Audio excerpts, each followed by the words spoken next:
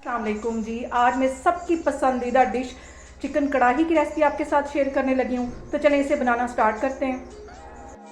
Chicken कढ़ाई बनाने के लिए सबसे पहले मैं कढ़ाई में आधी प्याली के जितना घी डाल दूँगी और ये कढ़ाई घी में बहुत मज़े की बनती है।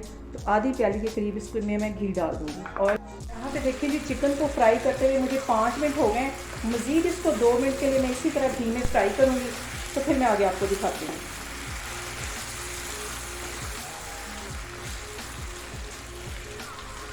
अच्छी तरह फ्राई हो गया। इसमें मैं ये 4 टमाटर हैं, इसे मैंने ऐसे स्लाइस में काट लिया था, ये इसमें चले जाएंगे।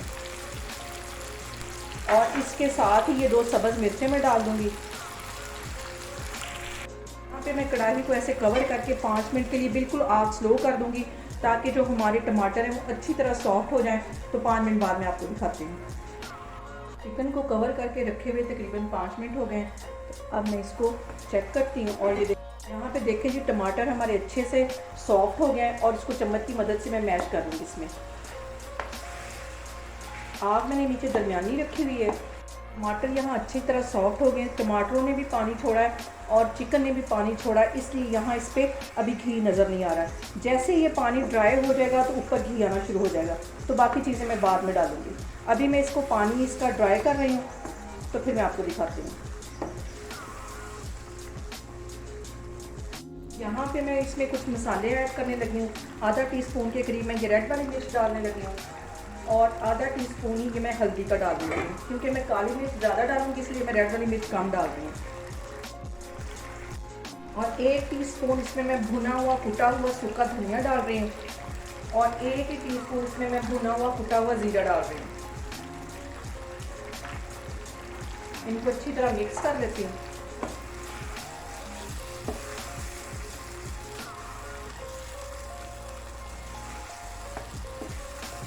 यहाँ पे 1 टीस्पून मैं भर के काली मिर्च पिसी हुई डाल दूँगी।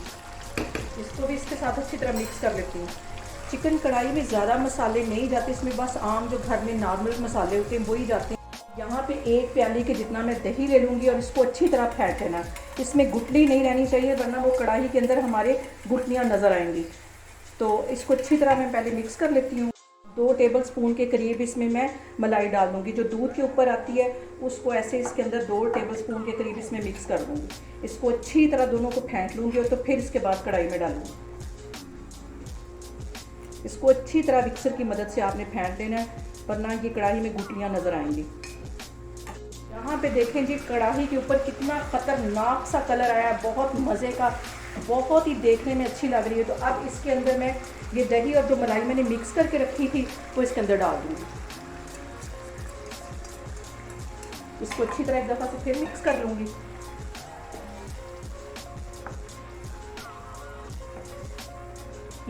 यहाँ पे देखेंगे दही डालने की वजह से घी एक दफ़ा फिर इसमें मिक्स हो गया।